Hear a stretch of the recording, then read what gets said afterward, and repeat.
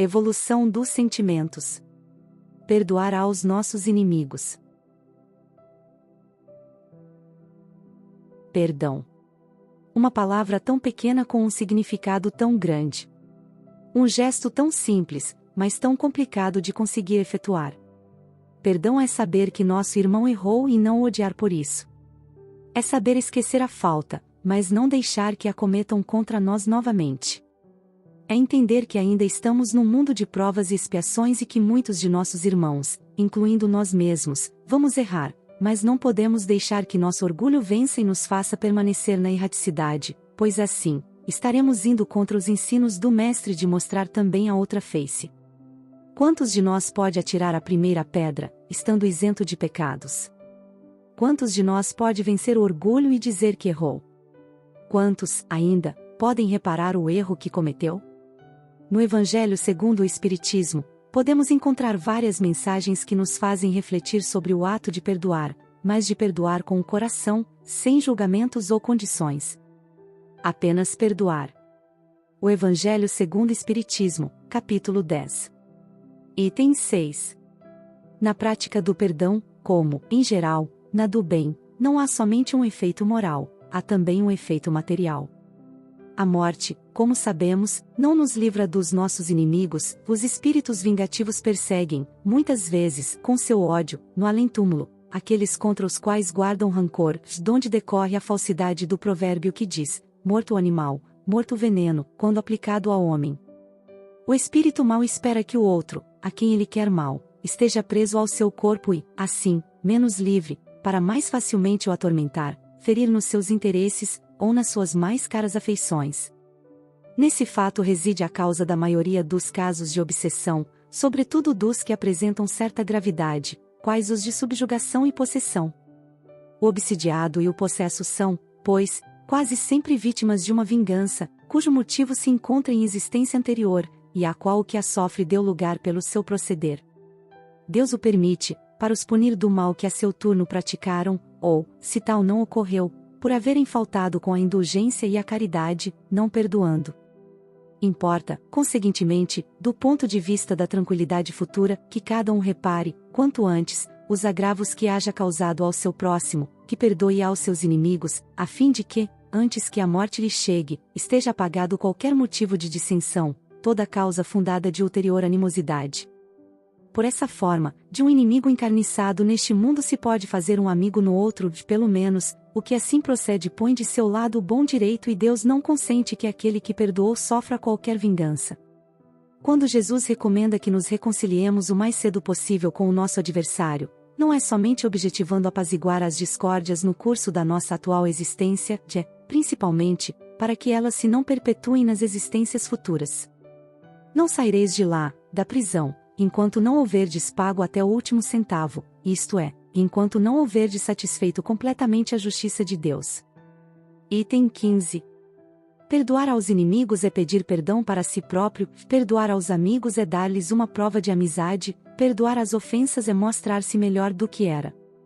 Perdoai, pois, meus amigos, a fim de que Deus vos perdoe, porquanto, se fordes duros, exigentes, inflexíveis, se usardes de rigor até por uma ofensa leve, como querereis que Deus esqueça de que cada dia maior necessidade tendes de indulgência?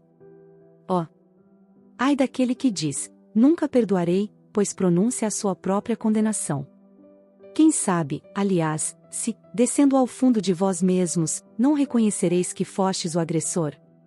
Quem sabe se, nessa luta que começa por uma alfinetada e acaba por uma ruptura, não fostes quem atirou o primeiro golpe, se vos não escapou alguma palavra injuriosa, se não procedestes com toda a moderação necessária? Sem dúvida, o vosso adversário andou mal em se mostrar excessivamente suscetível, razão demais para serdes indulgentes e para não vos tornardes merecedores da invectiva que lhe lançastes. Admitamos que, em dada circunstância, fostes realmente ofendido. Quem dirá que não envenenastes as coisas por meio de represálias e que não fizestes degenerasse em querela grave o que houvera podido cair facilmente no ouvido? Se de vós dependia impedir as consequências do fato e não as impedistes, sois culpados. Admitamos, finalmente, que de nenhuma censura vos reconheceis merecedores, mostrai-vos clementes e com isso só fareis que o vosso mérito cresça. Há, porém, duas maneiras bem diferentes de perdoar: há o perdão dos lábios e o perdão do coração. Muitas pessoas dizem, com referência ao seu adversário, eu lhe perdoo, mas, interiormente, alegram-se com o mal que lhe advém, comentando que ele tem o que merece.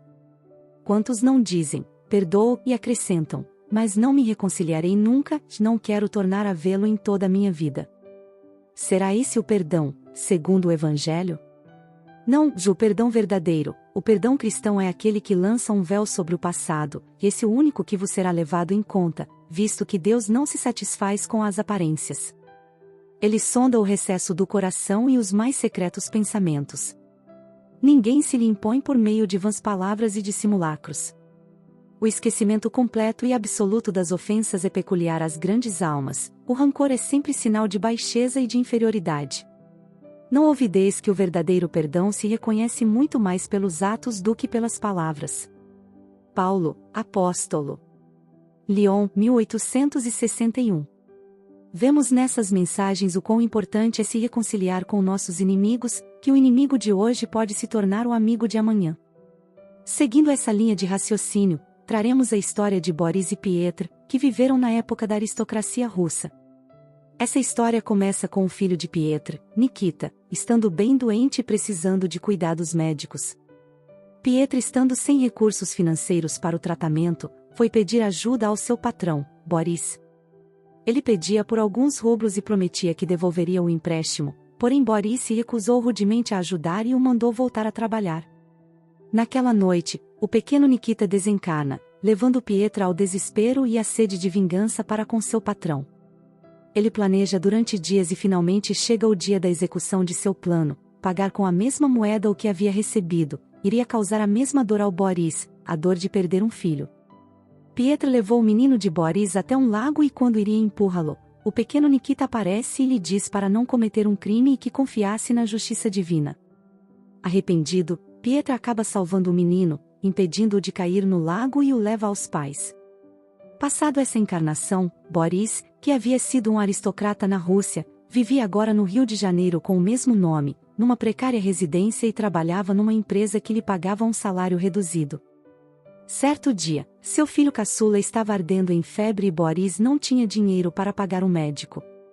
Então Boris foi até a residência de seu patrão com seu filho no colo e pediu que adiantasse o salário para que pudesse pagar a consulta médica. Porém, seu patrão se recusou dando desculpas e por fim fechou as portas de sua casa, enquanto repreendia seu porteiro pelo incômodo sem motivos. Boris, extremamente humilhado, começou a voltar para casa, passando pela avenida à beira-mar, onde uma prece sincera brotou de seu coração pedindo por ajuda. Quando estava próximo de sua casa, passou por uma pequena rua onde notou uma casa com luzes acesas e uma placa indicando que era um centro espírita. Boris não perdeu tempo e entrou com seu pequeno nos braços. Ainda havia algumas pessoas depois da reunião. Logo que entrou, foi recebido por um simpático senhor chamado Pedro, que percebendo a grave situação, chamou um médico, que ali estava, para que o ajudasse. Logo o menino foi levado ao hospital onde recebeu tratamento. Seu pai, Boris, não sabia como agradecer aos generosos benfeitores tamanha sua gratidão. Depois de se despedir do médico, começou a conversar com Pedro, falando sobre sua condição de vida, a humilhação que sofreu e o milagre por encontrar pessoas tão gentis. Boris, desse momento em diante, passou a frequentar o centro espírita e melhorou-se moralmente, encontrou em Pedro, um grande amigo, em quem sabia que poderia confiar. Podemos ver nessa história, que Pietro e Boris foram inimigos em uma de suas encarnações, porém o perdão de Pietro possibilitou que ambos pudessem se reencontrar e se tornarem grandes amigos como Pedro e Boris. Numa reflexão de Emmanuel sobre um dos ensinos de Jesus, vemos a importância em nos reconciliarmos o quanto antes com nossos inimigos para que Deus também nos perdoe. Livro Estude e Viva, capítulo 27.1, no exame do perdão. Observemos o ensinamento do Cristo, acerca do perdão. Note-se que o Senhor afirma, convincente: se o vosso irmão agiu contra vós. Isso quer dizer que Jesus principia considerando-nos na condição de pessoas ofendidas, incapazes de ofender, e ensina-nos a compreender os semelhantes, crendo-nos seguros no trato fraternal. Nas menores questões de ressentimento, sujeitemo-nos a desapaixonado autoexame. Quem sabe a reação surgida contra nós terá nascido de ações impensadas, desenvolvidas por nós mesmos? Se do balanço de consciência estivermos em débito para com os outros, tenhamos suficiente coragem de solicitar-lhes desculpas, diligenciando sanar a falta cometida e articulando o serviço que nos evidencie o intuito de reparação. Se nos sentimos realmente feridos ou injustiçados, esqueçamos o mal. Na hipótese de o prejuízo alcançar-nos individualmente e tão somente a nós, reconheçamo-nos igualmente falíveis e ofertemos aos nossos inimigos imediatas possibilidades de reajuste. Se, porém, o dano em que fomos envolvidos atinge a coletividade, cabendo à justiça e não a nós o julgamento do golpe verificado, é claro que não nos compete louvar a leviandade. Ainda assim, podemos reconciliar-nos com os nossos adversários, em espírito, orando por eles e amparando-os, por via indireta, a fim de que se valorizem para o bem geral nas tarefas que a vida lhes reservou. De qualquer modo, evitemos estragar o pensamento com o vinagre do azedume. Nem sempre conseguimos jornadear, nas sendas terrestres, junto de todos, porquanto, até que venhamos a completar o nosso curso de autoburilamento no Instituto da Evolução Universal, nem todos renasceremos simultaneamente numa só família e nem lograremos habitar a mesma casa. Sigamos, assim, de nossa parte, vida afora, em harmonia com todos, embora não possamos a todos aprovar, entendendo e auxiliando, desinteressadamente, aqueles diante dos quais ainda não possuímos o dom de agradar em pessoa, e rogando a bênção divina para aqueles outros junto de quem não nos será lícito apoiar a delinquência ou incentivar a perturbação. Emmanuel. Precisamos aprender a perdoar sem rodeios, sem justificativas diversas. Apenas perdoar. Esquecer as ofensas. E assim podemos começar a amar nosso próximo como a nós mesmos, porém, precisamos aprender a amar nosso inimigo, pois oferecer a outra face não é se submeter, mas retribuir o mal com o bem, sendo assim se este permanece no mau caminho, não podemos dispensar o mesmo amor que temos com um amigo ou um irmão. O Evangelho segundo o Espiritismo, capítulo 12. Item 3. Se o amor do próximo constitui o princípio da caridade, amar os inimigos é a mais sublime aplicação desse princípio, porquanto a posse de tal virtude representa uma das maiores vitórias alcançadas contra o egoísmo e o orgulho. Entretanto, há geralmente equívoco no tocante ao sentido da palavra amar, neste passo. Não pretendeu Jesus, assim falando, que cada um de nós tenha para com o seu inimigo a ternura que dispensa a um irmão ou amigo. A ternura pressupõe confiança, ora, ninguém pode depositar confiança numa pessoa, sabendo que esta lhe quer mal, ninguém pode ter para com ela expansões de amizade, sabendo-a capaz de abusar dessa atitude. Entre pessoas que desconfiam umas das outras, não pode haver essas manifestações de simpatia que existem entre as que comungam nas mesmas ideias. Enfim, ninguém pode sentir, em estar com um inimigo, prazer igual ao que sente na companhia de um amigo. A diversidade na maneira de sentir, nessas duas circunstâncias diferentes, resulta mesmo de uma lei física, a da assimilação e da repulsão dos fluidos. O pensamento malévolo determina uma corrente fluídica que impressiona penosamente. O pensamento benévolo nos envolve num agradável eflúvio. Daí a diferença das sensações que se experimenta à aproximação de um amigo ou de um inimigo. Amar os inimigos não pode, pois, significar que não se deva estabelecer diferença alguma entre eles e os amigos. Se este preceito parece de difícil prática, impossível mesmo, é apenas por entender-se falsamente que ele manda se dê no coração, assim ao amigo, como ao inimigo, o mesmo lugar. Uma vez que a pobreza da linguagem humana obriga a que nos sirvamos do mesmo termo para exprimir matizes diversos de um sentimento, a razão cabe estabelecer as diferenças, conforme os casos. Amar os inimigos não é, portanto, ter-lhes uma afeição que não está na natureza, visto que o contato de um inimigo nos faz bater o coração de modo muito diverso do seu bater, ao contato de um amigo.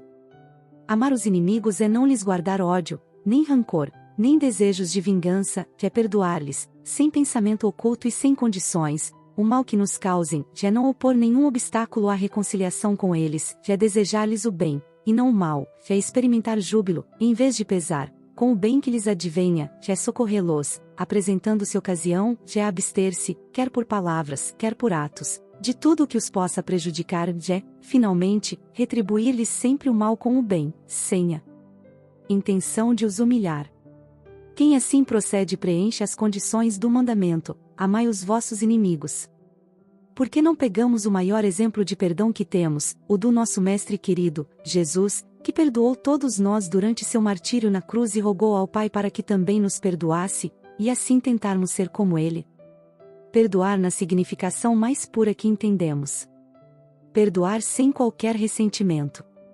Simplesmente perdoar, pois assim quem sabe um dia, possamos ser bons amigos daqueles que um dia nos fizeram mal, assim como Pietro perdoou Boris que causará indiretamente a morte de seu filho, criando uma trilha para a reconciliação, onde, numa outra reencarnação, Pietro pôde concretizar, ajudando Boris com seu filho doente, criando agora um laço de fraternidade.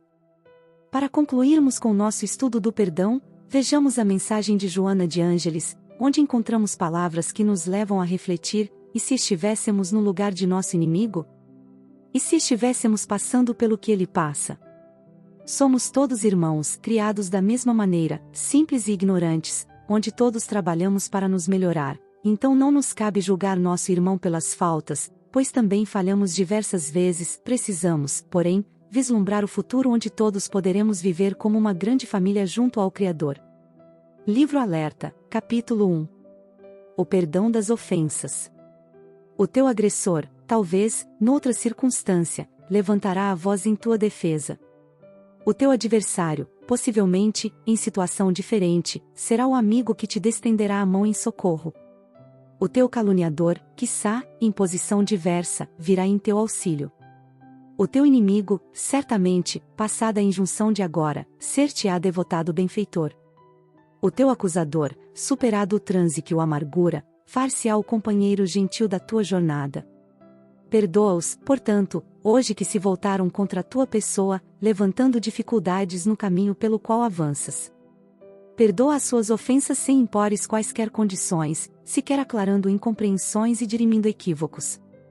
O perdão deve assentar-se no esquecimento da ofensa, no repúdio total ao mal, sem exigências. Não sabes como se encontra aquele que se ergue para ferir-te, acusar-te. Ignoras como vive intimamente quem se fez inimigo revel. Desconheces a trama em que tombou o companheiro, a ponto de voltar-se contra ti. Ainda não experimentaste a dolorosa aflição que padece o outro, o que está contrário a ti te flecha com petardos venenosos, amargurando-te as horas. É certo que nada justifica a atitude inimiga, a posição agressiva, a situação adversária. No entanto, se fosses ele, talvez agisses da mesma forma ou pior. Para evitar que isso te aconteça, exercita perdão, preparando-te para não tombares na rampa por onde outros escorregaram. Quem perdoa ofensas adquire paz e propicia paz. Quem esquece o mal de que foi vítima, vitaliza o bem de que necessita. Nunca te faças inimigo de ninguém, nem aceites o desafio dos que se te fazem inimigos, sintonizando na faixa deles. Se não conseguires superar a injunção penosa, que os teus inimigos criam, ora por eles e pensa neles com paz no coração. O inimigo é alguém que enfermou. Recorda de Jesus que, mesmo vítima indébita, perdoando, rogou ao Pai que a todos perdoasse, porque eles não sabiam o que estavam a fazer.